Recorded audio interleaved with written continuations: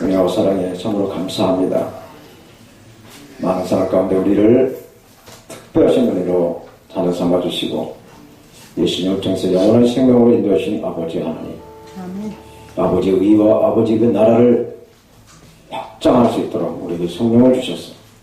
성령의 권능과 성령의 놀라운 인도하심으로 아버지의 나라를 확장할 수 있도록 우리를 사용하여 주시옵소서. 이 시간 부족한 종의 하나님의 말씀을 대언하기 원합니다. 종의 입을 열어주시고 하늘문을 열어서 하나님의 말씀이 선포되도록 축복하여 주시옵소서. 예수님의 이름으로 기도합니다. 아멘. 할렐루야. 예수님은 부활하셨습니다. 저와 여러분들도 부활하신 줄로 믿습니다. 죽을 운명에서 영원한 생명으로 인도함을 받은 줄로 믿습니다. 믿으십니까? 아멘. 할렐루야. 오늘 본문의 말씀을 중심으로 나의 나된 것은 하나님의 은혜로다 라는 제목의 하나님의 말씀을 받겠습니다. 우리 다 함께 한번 고백했으면 좋겠습니다. 나의 나된 것은 하나님의 은혜로다. 아멘. 할렐루야. 예수님께서는 저와 여러분들을 구원하시기 위해서 정말 고난을 받으시고 또 십자가에 못 박혀서 죽으셔서 3일 만에 부활하셨어요. 아멘. 그리고 40일 동안 제자들에게 보이시면서 또 500의 형제들에게 일시 있게 보이셨어요. 그리고 함께 지내셨어요. 그리고 승천하실 때 너희는 이 예루살렘을 결코 떠나지 말라라는 당부의 말씀을 하시고 하늘나라에 올라가셨습니다. 아멘. 그로부터 약 10일로 마가다락방에서 간절하게 하나님께 기도했던 사도들과 120여 명의 성도들은 우리 주님께서 약속하신 그 성령을 뜨겁게 받은 줄로 믿습니다. 이 성령의 역사로 그들은 정말 완전한 새로운 사람으로 변화가 되었어요. 여기서 우리는 예수 그리스도의 십자가의 그 죽으심과 또 부활, 주님의 약속하신 그 성령을 받아서 이 세 과정을 통하여 성도들이 변화되고 있는 모습을 볼 수가 있습니다. 예수님 십자가에 죽으신 것처럼 나의 옛사람은 죽어야 될 줄로 믿습니다. 그래야 중생, 거듭남의 그 부활을 성령의 인도하심으로 이렇게 변화되었어요. 그래서 오늘 이 부활 주관을 맡고 있는 저와 여러분들에게 하나님께서 주신 하나님의 메시지인 줄로 믿습니다. 이러한 성화의 과정에서 예수 그리스도의 이 부활하심은 저와 여러분들에게 어떠한 의미가 있는가를 생각해 보겠습니다. 또 예수님의 그 부활과 승천을 통해서 사도들은 마음을 열고 또 기도함으로 성령을 받았어. 비로소 주님의 명령을 받을 수가 있는 그러한 상태가 되었다라는 이야기입니다. 그래서 오늘 본문 사도 바울이 고백한 10절에 나의 나된 것은 하나님의 은혜로다라는 말씀을 하고 있어요. 그래서 오늘 부활 주간에 부활에 대한 말씀을 살펴보도록 하겠습니다. 저처럼 사도 바울은 부활하신 예수님의 그 역사성을 증거해주고 있어요. 사도 바울은 고린도 교회를 개척을 하고 이제 아볼로가 이제 후임 목사라고 있는 이 고린도 교회에 정말 많은 그 문제점이 있다는 그 소식을 듣습니다. 그래서 제3차 선교 여행 중에 AD 55년경 그리고 오순절까지 그 에베소에서 이 고린도 전서를 기록을 해서 그의 양아들인 디모데에게 고린도 교회에 편지를 전달하게 합니다. 고린도 교회는 사도행전 19장 2절 말씀에 보면 너희가 믿을 때 성령을 받았느냐라고 묻습니다. 그런데 우리는 성령이 있는 것을 들어보지도 못했다라고 대답을 한 아볼로에게 사도 바울은 성령 세례를 베풀었습니다. 성령 세례를 베풀어서 이 아볼로에게 고린도 교회를 책임을 지게 단임 목사로 임명을 하게 됩니다. 그래서 이 아볼로가 고린도 교회를 단임을 해서 엄청난 부흥을 일구었어요. 그런데 교회가 부흥할수록 교회에는 문제가 생기게 돼 있어요. 이 고린도 교회는 디아스포라 유대인들의 성도들과 또 이방인의 성도들이 같이 모여서 예배의 공동체를 이루게 되었어요. 그래서 이 문화적인 갈등과 또 신앙의 그 문제적인 그 갈등들이 많이 이 고린도 교회는 내재하고 있었습니다. 그 중에서 오늘 부활의 문제가 드러나고 있어요. 이 본문은 오늘 본문 다음에 12절 말씀을 보게 되면은 성도들이 부활이 없다라는 것을 지적을 하고 있어요. 이 부활의 문제는 이 예루살렘 교회 사도 계파들의 그 계파들을 통해서 또 이 고린도 교회 여기 교회에서만이 문제가 아니라는 얘기죠. 디모데후서 2장 18절에도 보게 되면은 부활은 이미 지나갔다라고 말하는 사람들이 많이 있었다라는 것이. 사도 바울은 무엇보다도 성령을 받고 예수님의 그 부활하신 것을 정말 간절하게 증거하는 그런 장본인이었어요. 그래서 사도행전 쭉 보게 되면 22장, 23장, 24장 이렇게 3장, 3장에 걸쳐서 계속 부활하신 예수님을 증거를 합니다. 붙잡혔어요. 매를 맞으며 2년 동안 감옥에 그 재판을 받으면서도 부활하신 예수님을 증언해주고 있어요. 여기서 부활의 역사성을 제시해주고 있습니다. 오늘 본문 1절은 이렇게 시작을 하고 있어요. 형제들아, 내가 너희에게 전한 복음을 너희에게 알게 하노니. 너희에게 알게 한다는 얘기입니다. 이 말은 기억나게 한다 혹은 일깨워준다라는 뜻이 있어. 이미 전한 복음, 즉 부활의 복음을 다시 생각나게 리마인드 해준다는 얘기입니다. 그래서 사도 바울이 부활장의 이 고린도전서 15장의 말씀을 전체적으로 정리를 하면서 교훈해주고 있어요. 부활이 무엇인가에 대한 전반적인 말씀을 고린도전서 15장에서 쭉 해주고 있습니다. 오늘 본문은 부활의 그 역사성에 대해서 말씀해주고 있어요. 오늘날 지구촌의 역사는 예수님의 그 출생을 기준으로 해서 BC와 AD로 구분해서 주전과 주후, 그러니까 예수님의 오기 전과 예수님의 오신 이후로 분류를 해서 역사를 기록하고 있습니다. 그래서 역사를 히스토리라고, 히스, 그의, 스토리, 이야기. 하나님이신 예수님의 이야기가 바로 역사다라는 얘기. 믿어지십니까? 네. 성경이 바로 역사하며 예수님의 이야기가 바로 역사인 줄로 믿습니다. 나의 나된 것은 주님의 은혜로다 라고 이 고백은 사도 바울이 부활하신 예수님을 만났기 때문에 주의 사도로 부름을 받아서 이방인의 복음 전도자로서 돌 감람나무 같은 이방인들이 참 감람나무 이 유대인들에게 접목이 되었어. 정말 기독교 역사에서 위대한 족적을 남긴 이러한 고백이 되었던 것입니다. 아멘. 오늘 부활 주간을 보내고 있는 가운데 이 사도 바울이 부활하신 주님을 만나 이 변화된 것 같이 저와 여러분들도 부활하신 주님을 만나서 정말 놀라운 하나님의 손길을 경험하시고 또 간증하시기를 축원하겠습니다. 아멘. 두 번째로 이 사도 바울은 예수님이 부활하신 그 성경적인 근거를 제시해주고 있습니다. 오늘 본문 3절 4절 말씀을 성경을 펴신 분을 함께 보겠습니다. 3절 4절 말씀.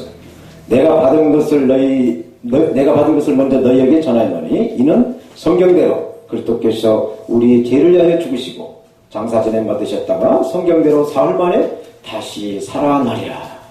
아멘. 이 말씀은 구약 성경을 의미하는 성경대로로 말씀이 두 번이 나옵니다. 이렇게 예수님의 부활은 구약 성경이 이미 예언한 대로 성취가 됐다는 얘기예요. 잘 아시는 대로 저와 여러분들이 가지고 있는 이 성경은 예언과 성취로 되어 있어요. 그래서 구약 성경에서 예언되었던 것들이 신약 성경에 와서 다 이렇게 성취가 되었어요. 하나 성취되지 않는 것은 다시 오리라. 마라나타. 재림의 예수님을 우리는 기다리면서 신부단장하는 교회로서 하나님을 바라며 예수님인 신랑을 이렇게 맞이하는 신부단장하는 교회로서 우리가 신앙생활을 하고 있는 줄로 믿습니다. 사도 바울이 예수님이 부활해서 다음에 나오는 그 목격자들의 그 증거보다 먼저 하나님의 말씀을 증거해주고 있어요. 왜냐하면 예수님의 이 부활은 하나님이 말씀하시고 준비하심으로만이 가능하기 때문에 그렇습니다. 부활의 증거를 찾기 전에 먼저 우리는 그 부활을 가능케 하신 하나님을 성경 안에서 만나야 될 줄로 믿습니다. 아멘. 그래야 성경 안에서 말씀하고 행하시는 하나님의 그 일들을 우리가 믿을 수가 있는 것이에요. 하나님께서는 예수 그리스도의 부활을 이미 오래전부터 계획해 놓으시고 선지자들을 통해서 말씀을 하셨어요. 그러므로 이것을 우리가 하나님께 행하신 확실한 부활의 증거가 된다라고 믿어지는 것이죠. 아멘. 예수 그리스도의 부활은 하나님의 그 천지 창조 시대 때부터 언급이 되고 있습니다. 그래서 아담의 안에서도 묘사가 되어 있고 또 온 15금인 창세기 3장 15절 말씀에 이어서 아브라함이 이삭을 예배된 것, 또 요셉의 그 인생에 대해서, 또 요나서에서도, 또 시편 10절이나 110편에서도 구약성경 여러 곳에서 예수님의 그 부활을 말씀해주고 있다는 얘기입니다. 마찬가지로 하나님께서 저와 여러분들의 그 영혼을 정말로 불쌍하게 여겨주셔서 성령으로 예수님을 믿게 해서 하늘의 보좌를 준비해놓고 있는 줄로 믿습니다. 우리도 부활하신 예수님과 같이 이 부활의 역사를 맛볼 줄로 믿습니다. 우리 인생을 예정하시고 택하셨어. 예수 그리스도의 십자가를 통하여 구원의 길을 준비하신 하나님의 은혜를 다 누리시기를 바라겠습니다. 세 번째로 사도 바울은 예수님이 부활하신 근거로 목격자를 제시해주고 있어. 이 목격자는 부활의 객관적인 이 증거를 말하고 있습니다. 5절에서 8절 말씀을 다시 보겠습니다. 게바에게 보이시고 후에 12 제자에게와 그 후에 500여 형제에게 일시에 보이셨나니 그 중에 지금까지 대다수는 살아있고 어떤 사람들은 잠들었으며 그 후에 야고보에게 보이셨으며 그 후에 모든 사도에게와 맨 나중에 만삭되지 못하여 난 자와 같은 내게도 보이셨다 말씀합니다. 여기서 증인들의 이름이 나와요. 사랑하는 우리 동역자님들 그리고 성도 여러분, 이 정도의 사람들이 예수 그리스도의 부활을 목격했는데 안 믿을 수가 있겠느냐 이 것입니다. 이 사도 바울이 이런 목격자를 언급한 것은 구약성경의 그 배경을 말씀하고 있는 것이에요.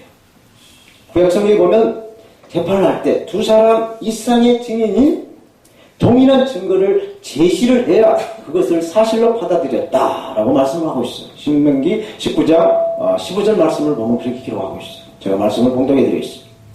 사람의 모든 악에 관하여 또한 모든 죄에 관하여는 한 증인으로만 정할 것이 아니다. 두 증인의 입으로나 또 세 증인의 입으로 그 사건을 확정해야 된다라고 말씀을 해주고 있어요.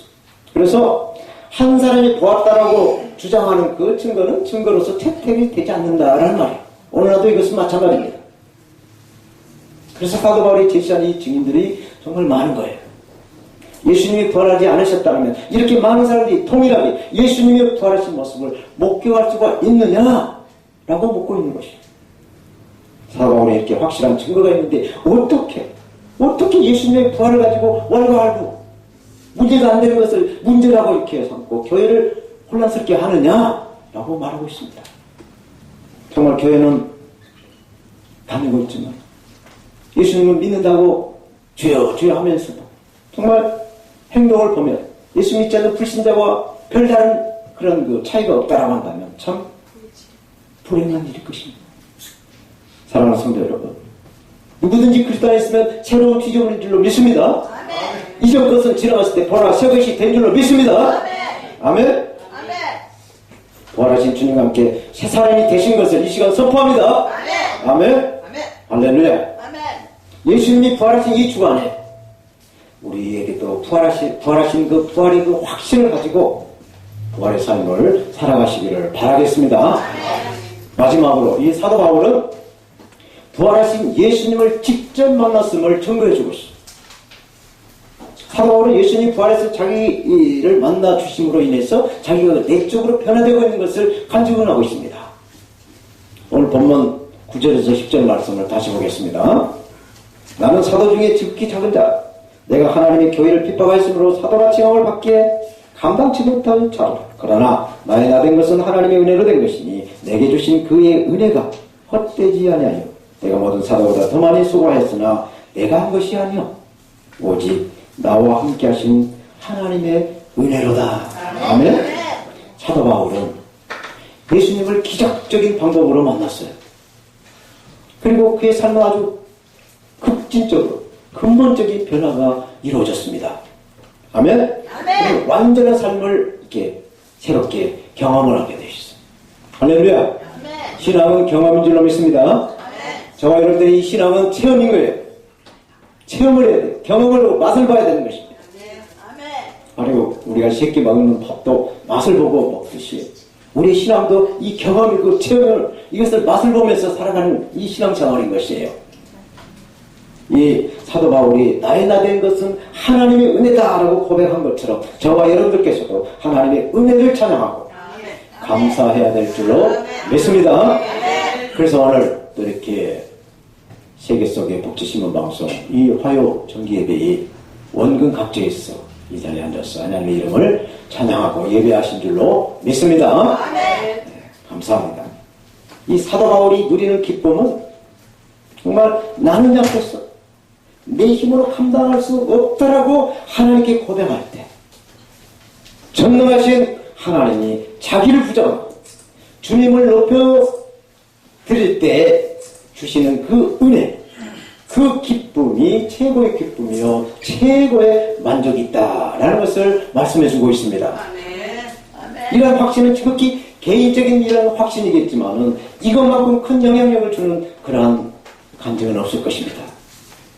그래서 사도 바울은 로마서 8장 38, 39절에 이렇게 고백을 하고 있어요. 제가 말씀 봉독해 드리겠습니다. 내가 확신하노니 사망이나 생명이나 천사들이나 군대자들이나 현대일이나 장래일이나 능력이나 높음이나 깊음이나 다른 아무 피조물이라도 우리를 우리 주 예수 그리스도 안에 있는 하나님의 사랑에서 끊을 수가 없다는 말씀합니다. 아멘. 예수님의 부활의 이 확신은 하나님 말씀과 또 이 부활의 증인들과 우리 자신의 삶에서부터 시작한다라는 말씀입니다.